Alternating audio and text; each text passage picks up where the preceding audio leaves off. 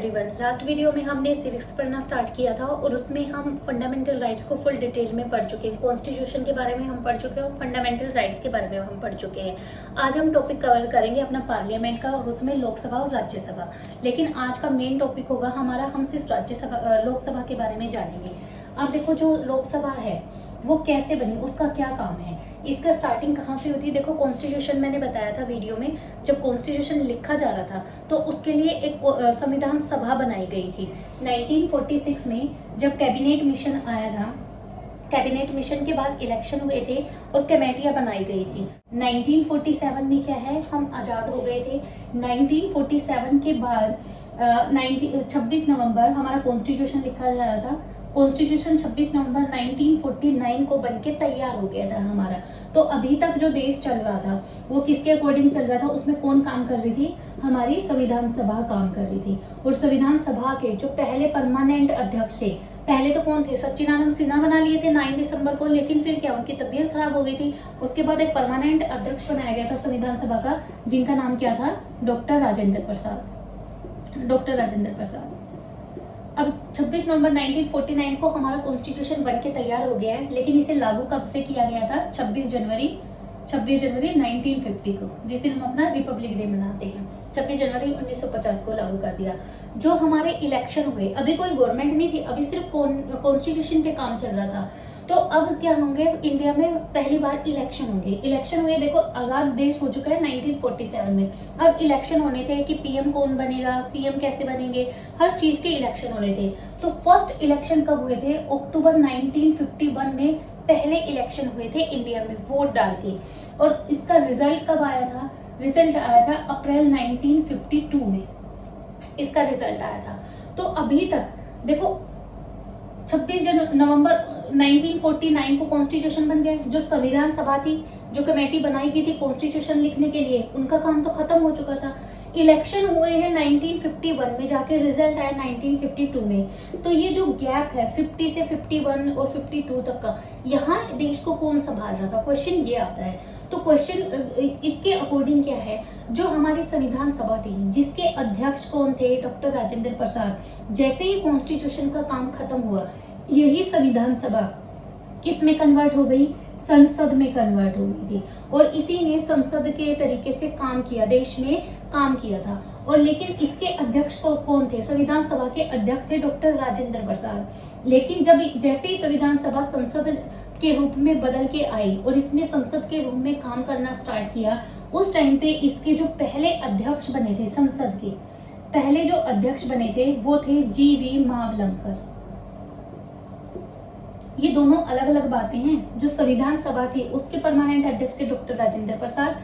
जब यही सभा संसद का रूप ले लेती है तो इसके पहले अध्यक्ष बनते हैं जीवी मावलंकर। और इनको कुछ टाइम के बाद जब ये अध्यक्ष बने तो इन्हें हटाने के लिए एक प्रस्ताव लाया गया था कि इन्हें हटा दिया जाए। लेकिन वो प्रस्ताव पारित नहीं हो पाया था, पास नहीं हो पाया था, इसलिए अपनी सीट पे ही बैठे रहे थे। लेकिन अपनी सीट पे बैठे बैठे ये एक्सपायर भी हो गए थे। ये अपनी पोस्ट पे थे, अध्यक्ष की पोस्ट पे थे, संसद के अध्यक्ष की पोस्ट पे, लेकिन ये क्या थे, ये एक्सपायर हो गए थे। ये थी हमारी स्टार्टिंग की संसद, जो हमारी पार्लियामेंट है उसने कैसे रूप लिया। उसके बाद अक्टूबर 1951 में क्या इलेक्शन हो गए थे। 52 में हमारे पीएम सीएम, जो भी वाइस प्रेसिडेंट ऑफ इंडिया, सब कुछ बन चुके थे। अब ये सीधे कहाँ जाएंगे, ये संसद में जाएंगे। अब जो संसद में है, पार्लियामेंट में, संसद में जाके बैठेंगे। अब ये संसद कहाँ से आई, किसने बनाई ये संसद। अब जो हमारी संसद है ये कैसे बनी, इसके बारे में हम जानेंगे। थोड़ा सा हम पीछे जाते हैं। जब 1911 था, हम पे अंग्रेजों का राज था, तो इस टाइम पे क्वीन मैरी और जॉर्ज पंचम, ये जो हैं ये ब्रिटेन से आए थे। क्योंकि ब्रिटेन को पता था कि हमारे अंडर क्या आता है, इंडिया। तो इंडिया में ये घूमने के लिए आए थे, जॉर्ज पंचम और क्वीन मैरी। ये यहाँ पे घूमने के लिए आए जब ये 1911 में हमारी इंडिया की कैपिटल थी कलकत्ता। लेकिन क्योंकि जब ये आ रहे थे तो दिल्ली को बहुत सुंदर तरीके से सजाया गया था, बहुत ही सुंदर तरीके से दिल्ली को सजाया गया था। जब ये दिल्ली में आके उतरे और इन्होंने देखा कि दिल्ली इतनी सुंदर है, तो इन्होंने बोला कि कलकत्ता के बजाय तुम अपनी कैपिटल को दिल्ली में शिफ्ट क्यों नहीं कर लेते। तो 1911 में इनके कहने के बाद हमारी कैपिटल कलकत्ता से कहाँ शिफ्ट कर दी गई, दिल्ली कर दी गई। अब ऐसे ही तो नहीं करेंगे, दिल्ली में कैपिटल में तो कौन है, जो इनके लॉर्ड, जो अपने आप को ये जनरल, गवर्नर जनरल बोलते थे, वो बैठेंगे ना इनके तरीके से। तो इनके लिए इन्होंने सोचा कि दिल्ली को दोबारा बसाएंगे, क्यों तरीके से बसाएंगे। तो इसके लिए इन्होंने 1930 में दो आदमी बुलाए, ब्रिटेन से बाहर से दो आदमी बुलाए। एक का नाम था हर्बर्ट बेकर और दूसरे का नाम था लुटियंस।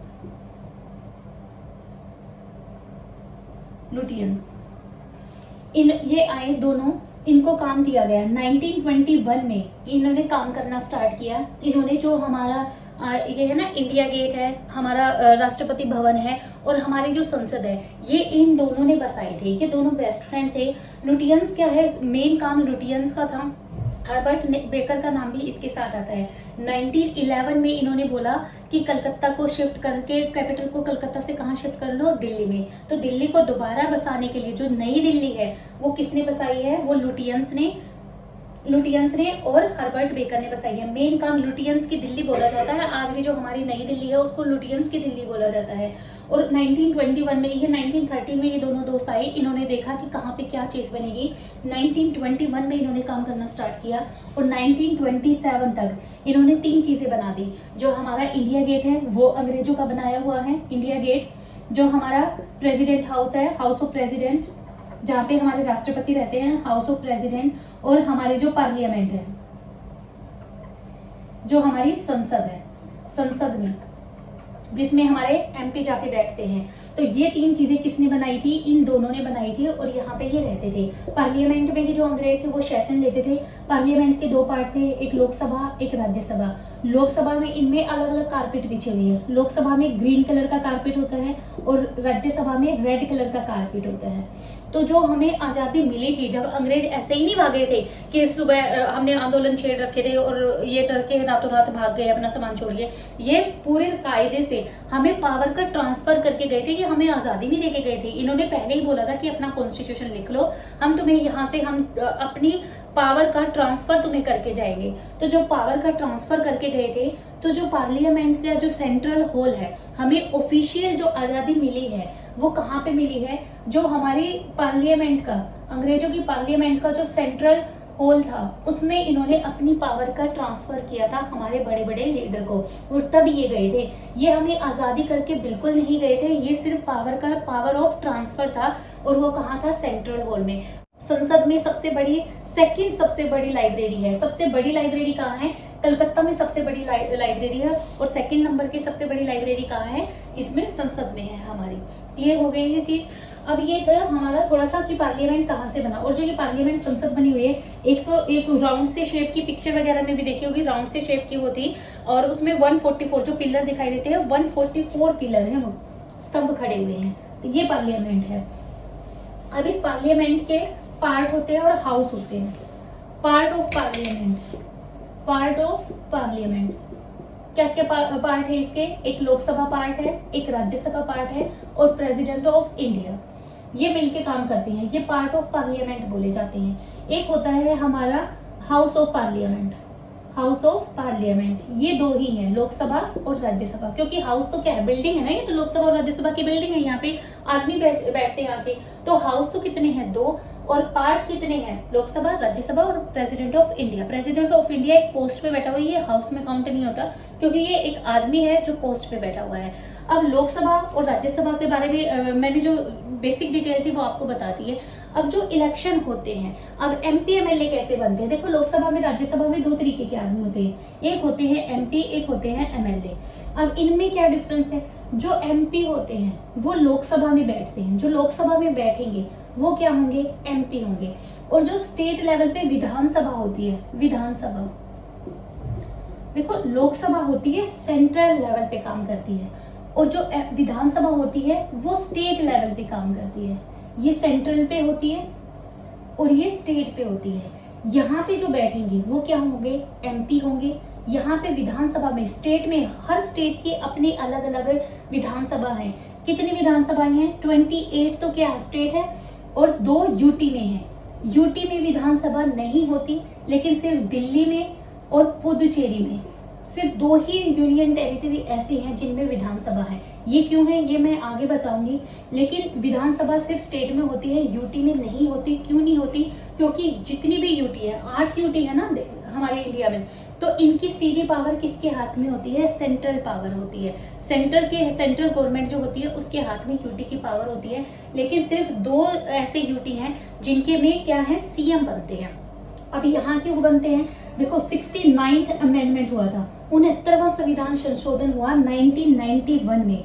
इसके अकॉर्डिंग ये बोला गया कि आज के बाद दिल्ली में और पुदुचेरी में क्या है, इलेक्शन होंगे, यानी यहाँ विधानसभा बनाई जाएगी, विधानसभा, और यहाँ पे क्या बनेंगे, सीएम और एमएलए बनेंगे।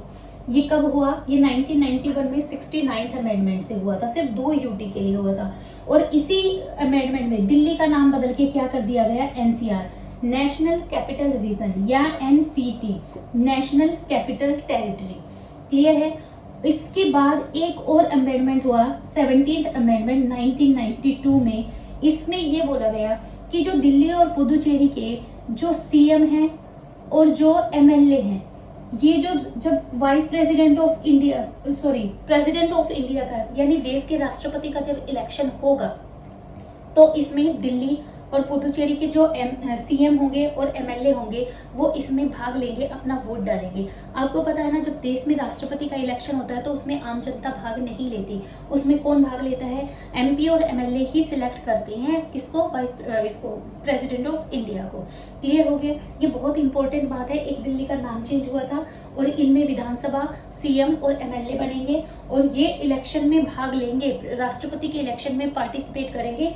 कब? अमेंडमेंट 17 के अकॉर्डिंग। क्लियर हो गया ये? अब इसमें लोकसभा में हम जानेंगे मेंबर कितने होते हैं, कितने मेंबर आते हैं हमें। सबसे इंपॉर्टेंट है मेंबर। उससे पहले मैंने बताना स्टार्ट किया था एमपी और एमएलए के बारे में। एक बार इनके बारे में और डिफरेंस सुन लो कि इनमें डिफरेंस क्या है। एमपी जो लोकसभा में बैठेंगे, एमएलए जो स्टेट में चुन के आते हैं। हम एमपी, लोकसभा के एमपी के लिए हम वोट डालते हैं, और एमएलए जो विधानसभा के लिए, इनके लिए भी हम वोट डालते हैं। लेकिन जो राज्यसभा में लोग हैं, यहाँ पे जो मंत्री आते हैं, राज्यसभा में बैठने वाले लोगों को भी क्या बोलते हैं, एमपी, विधानसभा में बैठने वालों को क्या बोलते हैं, एमएलए। इन दोनों के लिए हम वोट डालते हैं। लेकिन राज्यसभा में एमपी कहाँ से आते हैं, इनके लिए हम वोट नहीं डालते। ये क्या है, जो एमएलए बन गए ना, हर स्टेट है, 28 स्टेट है, 2 यूटी लगा लो, तो इनमें से क्या है, यहाँ से मंत्री जो ये एमएलए हैं, ये सिलेक्ट करके भेजेंगे अकॉर्डिंग टू पॉपुलेशन। जैसे हम हरियाणा में रहते हैं, हरियाणा की बात करूं तो हरियाणा से 10 आदमी लोकसभा में जाते हैं, लोकसभा में 5 आदमी राज्यसभा में जाते हैं। तो इन एमएलए में से ही ये 5 मेंबर सिलेक्ट करेंगे और ये कहाँ भेज देंगे, ये राज्यसभा में भेज देंगे। तो यहाँ पे आके जो एमएलए थे, जैसे वो राज्यसभा में आएंगे तो क्या बन जाएंगे, वो एमपी कहलाते हैं। राज्यसभा में, लोकसभा में क्या कहलाते हैं, एमपी। और विधानसभा में जो स्टेट लेवल पे काम करती हैं, उसमें जो विधानसभा में मेंबर बैठते हैं, उन्हें क्या बोला जाता है, एमएलए। ये एमपी और एमएलए में डिफरेंस है। अब है सीटें कितनी है, लोकसभा में कितनी सीटें, कितने मंत्री जीत के आते हैं, कितनी सीटों पे इलेक्शन होते हैं। देखो लोकसभा में टोटल सीटें थी 552। टोटल सीटें कितनी थी, 552। इसमें से क्या है, अब कितनी रह गई है, 550 रह गई है, +2। ऐसे करो, ये 2 सीटें जो हैं ये एंग्लो इंडियन की होती थी। अब एंग्लो इंडियन क्या है, एंग्लो इंडियन होता है कि जैसे जब हमारा देश अंग्रेजों का गुलाम था, तो किसी अंग्रेज ने अगर हमारी इंडियन औरत से शादी की है और उनका जो बच्चा है, उस बच्चे को क्या बोला जाता है, एंग्लो इंडियन बोला जाता था। या तो उस बच्चे के फादर या उस बच्चे के ग्रैंडफादर, उनके दादा अगर अंग्रेज हैं और औरत कौन है, इंडिया की है, तो उनसे जो बच्चे पैदा होते थे उनको एंग्लो इंडियन बोला जाता था। तो जब देश आजाद हुआ, 2 सीटें एंग्लो इंडियन के लिए फिक्स की गई। अगर ये इलेक्शन में जीत के आ जाते हैं तो बहुत अच्छा, अगर ये जीत के नहीं आ पाते, कोई भी एंग्लो इंडियन नहीं आता था, तो राष्ट्रपति जो है इन्हें नॉमिनेट करता था अपनी तरफ से। लेकिन 2 एंग्लो इंडियन होने चाहिए थे। लेकिन अब ये जो 2 एंग्लो इंडियन हैं, ये तो लोकसभा में की बात है। अगर मैं बात करूं विधानसभा की, स्टेट लेवल पे होती है ना विधानसभा, 1 सीट किसके लिए थी रिजर्वेशन, एंग्लो इंडियन के लिए 1 सीट विधानसभा में होनी चाहिए, जरूरी थी। लेकिन अब 104वां जो संविधान संशोधन किया गया है 2020 में, इसमें ये 2 पोस्ट खत्म कर दी गई है लोकसभा की। आज हमारा मेन मुद्दा विधानसभा नहीं लोकसभा पढ़ना है, तो ये लोकसभा की 2 सीटें खत्म कर दी गई हैं। तो अब टोटल सीट कितनी बची हैं? 540। लेकिन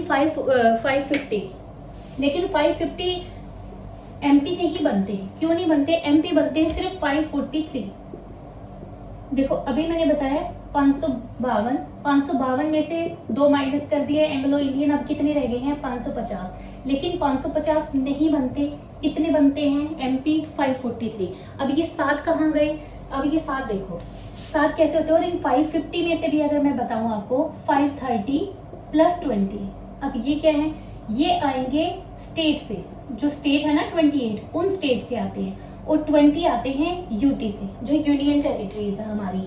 ये 530 तो स्टेट से आ जाते हैं, लेकिन ये जो यूटी वाले हैं इसमें से सिर्फ 13 ही आ पाते हैं, 7 नहीं आते हैं। इसलिए 13 यूटी के, और ये टोटल कितने हो गए? 543।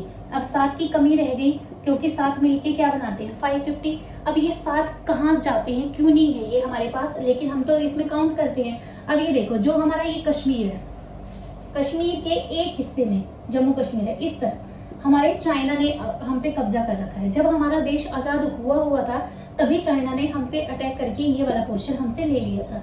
और इस तरफ कश्मीर के पोर्शन पे क्या है? पाकिस्तान ने कब्जा कर रखा है। इसे पीओ के पार्ट बोलते हैं, पाक ऑक्यूपाइड कश्मीर। इस तरफ क्या है? पाकिस्तान का हिस्सा है।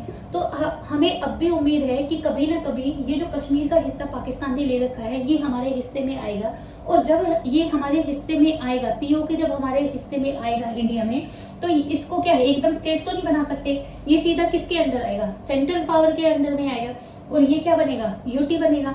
और जब ये यूटी बनेगा, तो जो ये 7 सीटें छुटी हुई हैं, ये कहाँ पे आएंगी? ये यहाँ से, ये जो एमपी बनेंगे ये पीओ के वाले एरिया से आएंगे। तो 7, तो 543 तो अभी प्रेजेंट में बन रहे हैं, इन पे इलेक्शन होते हैं इंडिया में। 7 हमें उम्मीद है कि ये कभी ना कभी आगे आने वाले टाइम में हमारे हिस्से जरूर आएगा। और यहाँ पे से 7 एमपी आएंगे, तो टोटल कितने हो सकते हैं? अभी प्रेजेंट में कितने हैं? 543, लेकिन हो सकते हैं कितने? 550 थे। कितने? 520, 552। उसमें से 2 एंग्लो इंडियन खत्म कर दिए, कितने रह गए? 550। क्लियर हो गया ये डाटा। इसके बाद है रिजर्वेशन। अब ये देखो, इतने एमपी एमएलए तो आ गए। पहले जब कॉन्स्टिट्यूशन लिखा जा रहा था, तो ये था ना कि छुआछूत, अनटचेबिलिटी बहुत ज्यादा है। और अगर हमारे उनके मरने के बाद ये जरूर था कि इंडिया से एकदम अनटचेबिलिटी बेशक हमने लिख दिया, लेकिन खत्म नहीं होगी। लेकिन जो लोअर कास्ट के लोग हैं, वो अपनी बात पावर तक कैसे पहुंचाएंगे? अगर वो पावर में नहीं गए तो उनकी कोई भी नहीं सुनेगा। इसलिए बहुत समझ के रिजर्वेशन की गई एससी और एसटी के लिए। एससी और एसटी के लिए लोकसभा में एससी और एसटी के लिए रिजर्वेशन है। कितनी सीटों का? देखो टोटल सीट कितनी है? 543। इसमें से एससी की सीटें कितनी है? 84, और एसटी की कितनी है? 47। 84 आदमी एमपी बनेंगे किसके? एससी कैटेगरी से। और एसटी शेड्यूल ट्राइब, ये कितने आएंगे? 47। ये आके पावर में आएंगे, ये इलेक्शन लड़ेंगे। इतने लोग परमानेंट आने ही आने हैं, किसमें? 543 में, ताकि इनके हाथ में पावर हो, ये पार्लियामेंट लोकसभा तक पहुंच सके, और लोकसभा में बैठ के ही ये अपने कास्ट के लोगों के हित के बारे में, भलाई के बारे में रख सके, उन्हें क्या प्रॉब्लम है उनके हक के लिए लड़ सके। इसलिए रिजर्वेशन किसमें दिया गया है? लोकसभा में ये रिजर्वेशन दिया गया है। उसके बाद ये इन्हें बनाता कौन है? फ्रेंचाइजी। इन्हें बनाता कौन है? लोकसभा में जो एमपी जाते हैं, इन्हें कौन बनाता है? इन्हें इंडिया की जनता बनाती है। India according to constitution, India की जनता क्या है? सर्वोपरि है, सबसे ऊपर इंडिया की जनता है, क्योंकि हमारे पास क्या है? वोटिंग राइट है। देखो 1947 में हम आजाद हुए हैं, और जब हमारा कॉन्स्टिट्यूशन लिखा जा रहा था, तो लोग बैठते थे, मीटिंग करते थे, तो कोई भी चीज आती थी, चाहे वो फंडामेंटल राइट्स थे, तो हर चीज पे बहस होती थी, हर चीज पे कि ये कॉन्स्टिट्यूशन में आना चाहिए, ये चीज नहीं आनी चाहिए, इसका क्या बेनिफिट होंगे, इसके क्या लॉसेस हो सकते हैं, हर चीज पे बहस होती थी। लेकिन एक मुद्दा ऐसा था जिसपे किसी ने भी कोई भी बहस नहीं की, कोई ऑब्जेक्शन नहीं किया, और वो मुद्दा क्या था? वोटिंग राइट का। इसके अकॉर्डिंग क्या था कि इंडिया की जनता को, चाहे वो किसी भी कास्ट की है, किसी भी धर्म की है, कहीं पे भी उसने जन्म लिया, अगर वो इंडिया में है और जैसे ही वो 21 साल का होता है, अब वोटिंग राइट 18 साल के बच्चे ले सकते हैं, लेकिन जब स्टार्टिंग में कॉन्स्टिट्यूशन लिखा गया था उसके अकॉर्डिंग एज क्या थी? 21 ईयर थी। तो ये बोला गया था कि 21 ईयर का जैसे ही 21 साल का कोई भी आदमी हो जाता है, चाहे वो लड़का है, लड़की है, चाहे वो किसी भी कास्ट का है, सबको किसका अधिकार है? वोटिंग राइट का अधिकार है। ये हमें बैठे बिठाए मिल गई बिना किसी लड़ाई के। इसलिए मोस्टली इंडियन जनता को इस चीज की कदर नहीं है। क्यों? क्योंकि इसके लिए हमें कोई लड़ाई झगड़ा, कोई भी जद्दोजहद नहीं करनी पड़ी। वहीं मैं अगर आपको विदेश की बात करूं, फ्रांस रिवॉल्यूशन हुआ था 1946 में, हम आजाद हुए हैं 47 में। हमें वोटिंग राइट बैठे बिठाए बिना किसी दिक्कत के मिल चुका है, क्योंकि हमारे कॉन्स्टिट्यूशन ने हमें ये दे दिया है। लेकिन 1946 में फ्रांस में रिवॉल्यूशन हुआ था स्पेशल इस बात के लिए, वोटिंग राइट के लिए। किसने किया था? फ्रांस में जो औरतें थी, फ्रांस में वोटिंग होती थी, लेकिन वहां क्या था, सिर्फ आदमी ही वोट डाल सकते थे, औरतों को वोट डालने का अधिकार नहीं था। इसलिए वहां की औरतें जो थी फ्रांस की, 1946 में उन्होंने रिवॉल्यूशन किया था अपने देश के लोगों के खिलाफ कि हमें भी वोट डालने का अधिकार देना चाहिए। ये चीज उन्होंने रिवॉल्यूशन से पाई है 46 में, एक साल पहले। और जहां 47 में हमने आजाद होते हुए सबसे पहले बिना किसी लड़ाई के, बिना किसी जद्दोजहद के सबको वोटिंग राइट कब मिल गया है? 47 में मिल गया है। ये चीज क्लियर हुई। इसके बाद आता है हमारा क्वालिफिकेशन, कि लोकसभा में अगर कोई भी एमपी एमएलए उठता है, एमपी बनता है, तो उसके लिए क्वालिफिकेशन क्या होनी चाहिए? उसकी क्वालिफिकेशन कोई भी बहुत ज्यादा मेंशन नहीं है, उसकी कुछ कंडीशंस है। वो क्या होना चाहिए कि 25 ईयर्स का होना चाहिए। क्वालिफिकेशन के नाम पे कोई पढ़ाई लिखाई नहीं लिख रखी कॉन्स्टिट्यूशन में कि इन्हें 10वीं पास होना चाहिए या ग्रेजुएशन करनी चाहिए, कुछ भी नहीं लिख रखा। सिर्फ क्या लिख रखा है कि जो लोकसभा में के इलेक्शन में उठता है, एमपी के इलेक्शन में उठता है, उसे क्या है 25 ईयर्स की एज क्रॉस कर लेनी चाहिए, 25 साल का होना चाहिए। और क्या होना चाहिए उसमें कि वो किसी भी प्रॉफिट के पद पे नहीं होना चाहिए, प्रॉफिट की पोस्ट पे। प्रॉफिट की पोस्ट क्या है?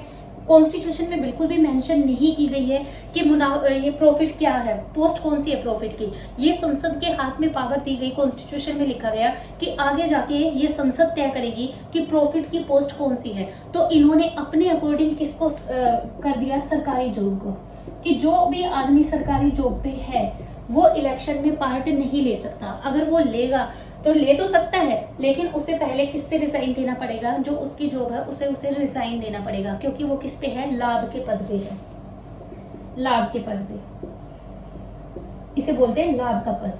सरकारी जॉब को इन्होंने बोल दिया। कोई भी आम आदमी अगर इलेक्शन लड़ेगा तो उसे क्या है, अगर वो सरकारी नौकरी पे है तो उसे सरकारी नौकरी छोड़नी पड़ेगी। तीसरा क्या है कि वो भारत का नागरिक होना चाहिए। अब ऑब्वियसली बात है, जो एमपी एमएलए बनेंगे तो वो भारत के तो होने चाहिए, बाहर के आके इलेक्शन तो नहीं लड़ेंगे ना इंडिया में, तो वो क्या है, भारत का नागरिक होना चाहिए। दूसरा, वो मेंटली डिस्टर्ब नहीं होना चाहिए, पागल नहीं होना चाहिए। ये सारी चीजें क्या है, ये कुछ कंडीशन। क्वालिफिकेशन के नाम पे सिर्फ ये लिखा गया है, कहीं नहीं लिखा कि वो 12th पास होना चाहिए या उसने ग्रेजुएशन या डिग्री, ऐसा कुछ नहीं। क्वालिफिकेशन के नाम पे कुछ नहीं लिख रखा कॉन्स्टिट्यूशन में, सिर्फ ये लिख रखा है। तो ये चीजें क्या है, ये लोकसभा के मेंबर बनने के लिए जरूरी है, इलेक्शन में उठने के लिए। अब कोरम क्या होता है, पहले तो ये देखो, जब ये वोट पड़ती है, वोट डलती है, इलेक्शन होते हैं, इलेक्शन हुए, इलेक्शन में वोट डली, 543 सीटों के क्या है, एमपी बन के आएंगे। अब ये सीधे जब ये इलेक्शन होते हैं और ये जीत के आते हैं, अब ये 543 मेंबर जीत के आएंगे लोकसभा में, इसका पार्ट है लोकसभा में। अब ये लोकसभा में इसमें से कई सारी पार्टी के लोग उठते हैं ना इलेक्शन में। देखो पार्टी इंडिया में क्या है, सबसे ऊपर बीजेपी है, फिर कांग्रेस है, फिर आप है, आप, फिर जेजेपी, ये बहुत सारी पार्टियां इलेक्शन में पार्ट लेती हैं। अब सारे 543 के 543 बीजेपी की थोड़ी आएंगी ना, सारे कांग्रेस के आ सकते हैं ना, सारे आपके आ सकते हैं। इसमें से मान लो 300 वोट बीजेपी वालों को मिल गए, इसमें से 150 इसको मिल गए, मान लो 80 इसे मिल गए, जो बाकी अदर पार्टी भी उठती है उनको मिल गए। तो इन सब में सबसे ज्यादा वोट किसको मिली है, बीजेपी को मिली है। तो बीजेपी क्या है, ये पावर में मानी जाएगी, इलेक्शन जीत गई है। सारे डिसीजन लोकसभा में, लॉ मेकिंग के सारे क्या है डिसीजन, पैसे का बंटवारा कैसे होगा, जो बजट सत्र आता है, जो पावर में होगी सरकार, इसका जो है ये पावर में आएगी, इसी का पीएम बनेगा, इसी के मिनिस्टर बनेंगे। ये जो बाकी बच गए आएंगे ये भी लोकसभा में, 543 में तो ये भी काउंट है ना, क्योंकि ये जीत के आई। ये पार्टियां हारी हैं, लेकिन क्योंकि पावर में ये आई है, लेकिन सीट तो ये भी जीते हैं, तो सारे जीते हुए यहाँ पे आके बैठते हैं ये। अब जो इस तरीके से बंटवारा होता है, एक तरफ क्या है, जीती हुई पार्टी, मान लो बीजेपी चल रही है अभी इंडिया में, इस तरफ है। बाकी ये जो बच गए ये लोकसभा में ही बैठेंगे, इनको भी इतनी ही रिस्पेक्ट दी जाएगी जितनी जो पावर में सरकार है इनको दी जाती है, इनकी भी वैल्यू इतनी है। ये क्या काम करते हैं, ये हमारे ओपोजिशन का काम करेंगे। ओपोजिशन कैसे, अगर सरकार कोई भी जो सत्ता में सरकार है, अगर वो इंडिया के लोगों के लिए कोई पॉलिसी बनाती है और वो पॉलिसी ठीक नहीं है और इन्हें लगता है कि इससे देश में लोगों का नुकसान होगा, तो ये इनकी बात को काटते हैं, सरकार से क्वेश्चन पूछते हैं। देखो आम आदमी सरकार से क्वेश्चन पूछने नहीं जा सकता और आम आदमी के क्वेश्चनों का जवाब सरकार देगी भी नहीं, क्योंकि सरकार का कोई भी मिनिस्टर किसी आम जनता से बात नहीं करता है। तो हमारी बात, जनता की आवाज कौन होती है, उस टाइम पे जनता की आवाज होती है ओपोजिशन। ओपोजिशन अगर स्ट्रॉन्ग है तो वो सरकार की पॉलिसी के खिलाफ खड़ा होकर उसकी बात को काट सकता है, इससे क्वेश्चन पूछ सकता है कि भाई बताओ, तुमने, तुम्हारी सरकार जब से आई है तुमने देश के लिए क्या किया, कितने सरकारी स्कूल ओपन किए, कितने बेरोजगारों को रोजगार दिया, कितने हॉस्पिटल बनवाए। ये सारे क्वेश्चन कौन करता है, ओपोजिशन करता है, आम जनता की आवाज बनके। क्योंकि कोई भी आम आदमी यहाँ तक लोकसभा में जाके नहीं बैठ सकता। लोकसभा में कौन बैठेगा, जो जीता हुआ है। और ओपोजिशन हमारी तरफ हमारी आवाज बनता है। और बीजेपी क्या है, जो पावर में, कभी बीजेपी आती है कभी कांग्रेस आती है, आगे कौन आएगा नहीं जानते, लेकिन जो भी सरकार है ये पॉलिसी बनाती है, इसकी बात को हटने का काम कौन करता है, ओपोजिशन करता है। अभी यहाँ पे मान लो ये बैठ गए सारे आके, 543 जब आते हैं इंसान, बहुत भीड़ है, 543 आदमी, इन्हें एकदम ये संसद में आएंगे। अभी तक तो कोई स्पीकर भी नहीं है। आपने देखा होगा ना, लोकसभा का मोस्टली काम कौन करता है, स्पीकर करता है, जो एक चेयर पे बैठा रहता है, सबको रोकता है कि आप बोलो, सबको टाइम देता है वो। तो ये स्पीकर अभी तो नहीं बना है। तो 543 जो लोग आएंगे, इन्हें संभालना बहुत मुश्किल है, भीड़ आती है पहले दिन। तो ये लोकसभा में बैठेंगे तो इनमें आते ही ये हो जाता है कि इन 543 में जो सबसे एज, सबसे ज्यादा उम्र का जो आदमी है, उसे एज ए अध्यक्ष, प्रोटेम अध्यक्ष बोलते हैं उसे, प्रोटेम अध्यक्ष को चुन लिया जाता है, प्रोटेम अध्यक्ष। और ये जरूरी नहीं है जो पार्टी जीती है ये इसी का हो। अगर एजेड आदमी, मान लो आप पार्टी का है, सबसे बुढ़ा आदमी, सबसे एज, जिसकी एज सबसे ज्यादा है, तो उसको चुन लिया जाएगा, चाहे वो इस पार्टी का है, चाहे इसका है, चाहे इसका है, इसका है। तो ये प्रोटेम अध्यक्ष बन जाएगा। फिर सब इसकी बात सुनेंगे। ये 543 की भीड़ को कंट्रोल करेगा, इन्हें गाइड करेगा, इन्हें संबोधित करेगा, इनको बोलेगा। और ये 543 जो मेंबर हैं, इनमें से ही एक बनेगा और इन सबको शपथ दिलवाएगा मेंबर होने की। मेंबर होने की शपथ कौन दिलवाएगा, प्रोटेम अध्यक्ष जो चुना जाएगा। फिर इन 543 में से ही कुछ टाइम के बाद जब चीजें स्टेबल हो जाएंगी, एक अध्यक्ष और उपाध्यक्ष चुन लिए जाते हैं। अध्यक्ष को क्या बोलते हैं हम इंग्लिश में, स्पीकर, और डिप्टी स्पीकर चुन लिए जाते हैं। ये स्पीकर कौन होता है, तो देखो लोकसभा में एक सीट पे बैठा होता है, ये सबको गाइड करता है, सबका नंबर ये लिस्ट से लाता है, चाहे वो बीजेपी की पार्टी का हो चाहे कांग्रेस, ये सबको बराबर का बोलने का अधिकार देता है। मोस्टली 99.9% ये उसका बैठेगा, जो पावर में गवर्नमेंट है ये उसी का आदमी बैठता, अध्यक्ष उसी पार्टी का होता है। अभी पावर में कौन चल रही है, बीजेपी चल रही है, तो ये जो स्पीकर है ये बीजेपी का है। लेकिन इस पोस्ट की इतनी गरिमा है, इतनी वैल्यू है, ये कभी भी पार्शियलिटी नहीं कर सकता किसी के साथ भी। ये बीजेपी के मेंबर को भी उतना ही बोलने का मौका देगा जितना ये कांग्रेस को देगा। ये ऐसे नहीं कर सकता कि बीजेपी ने, अगर बीजेपी के आदमी को, मंत्री को बोलने के लिए 20 मिनट दे रहा है और कांग्रेस और आपके अगर ये सिर्फ 2 मिनट में या 3 मिनट में चुप करवा रहा है, ऐसा बिल्कुल नहीं होगा। इसे अपनी जो पोस्ट पे बैठा है, इसे पार्शियलिटी नहीं करनी है। जितने भी डॉक्यूमेंट आते हैं ये सारे रिसीव करने का काम इसका है, इसमें डिसिप्लिन बनाने का काम किसका है, स्पीकर का है। सबको टाइम प्रोवाइड करवाना, एक मेंटेन बना के रखना, बिना लड़ाई झगड़े के सबकी बात को सुनना, निष्पक्ष होके इसे फैसला करना होता है कि इसको, स्पीकर को, इसकी रिस्पॉन्सिबिलिटी सबसे ज्यादा होती है। और ये हर पार्टी के लोग इसको बहुत रिस्पेक्ट करते हैं। ये नहीं है कि ये बीजेपी का पार्टी का बैठा है तो कांग्रेस वाले इसकी बात नहीं मानेंगे, इसकी रिस्पेक्ट सब करते हैं। लोकसभा में सबसे पावरफुल पोस्ट पे कौन बैठा है, स्पीकर, इसकी सबको रिस्पेक्ट करनी है, इसकी सबको बात माननी है। अगर कोई इसकी बात नहीं मानता है तो ये उसको सस्पेंड भी कर सकता है, पार्लियामेंट से बाहर निकाल सकता है, पार्लियामेंट से, अगर कोई इसके डिसिप्लिन मेंटेन नहीं रखता है तो ये सारी चीजें क्या है, ये लोकसभा की बात हो गई। अब होता है कोरम, एक चीज बची है लास्ट, कोरम क्या होता है। कोरम होता है, मान लो लोकसभा में लोग आके बैठ गए, लोकसभा में बैठ के क्या करते हैं, ये मिलके कानून बनाते हैं, देश के लिए पॉलिसी बनाते हैं। अब ये आके बैठ गए 543, इसमें से कुछ एब्सेंट भी हो जाते हैं। मान लो एक कानून बनाना है, कोई लॉ पास करना है, तो ऐसा बिल्कुल भी नहीं होगा कि 10 मेंबर आके बैठे हैं, 10 मंत्री बैठे हैं, इन्होंने साइन कर दिया और लॉ बन गया, ऐसे बिल्कुल नहीं होगा। कोई भी लॉ या पॉलिसी बनाने के लिए 1/3 होना बहुत जरूरी है। 543 लोग हैं, इनका 1/3 कितना हो गया, 55 के करीब, अप्रोक्सीमेट 55 जरूर होने चाहिए, तभी कोई लॉ बन सकता है, अदरवाइज नहीं बन सकता है। क्लियर है ये चीज। कोरम होता है कि जितने भी मंत्री हैं उनका 1/10 प्रेजेंट होना चाहिए किसमें, लोकसभा में, तभी कोई कानून पे बात हो सकती है। अगर इससे भी कम मंत्री प्रेजेंट हैं तो कोई भी काम, कोई भी कार्रवाई नहीं की जाएगी, कोई भी पॉलिसी नहीं बनेगी और कोई भी लॉ या बिल पास नहीं हो पाएगा बिना कोरम के। अब इसका होता है ड्यूरेशन। ड्यूरेशन कितनी होती है? ड्यूरेशन होती है लोकसभा की 5 साल।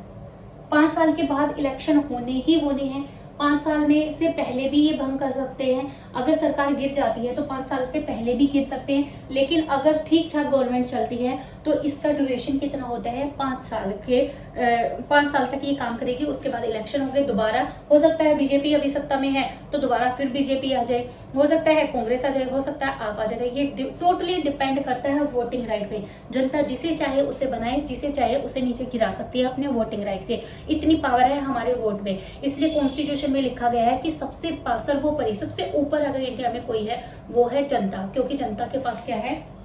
वोटिंग राइट है। ये किसी को भी एकदम चढ़ा सकती है और किसी को भी एकदम गिरा सकती है। ये मैंने लोकसभा को बहुत ही इजी मेथड से, बहुत तरीके से एक्सप्लेन कर दिया है। आई होप आपको ये सब चीजें क्लियर हो गई होंगी। Thank you very much.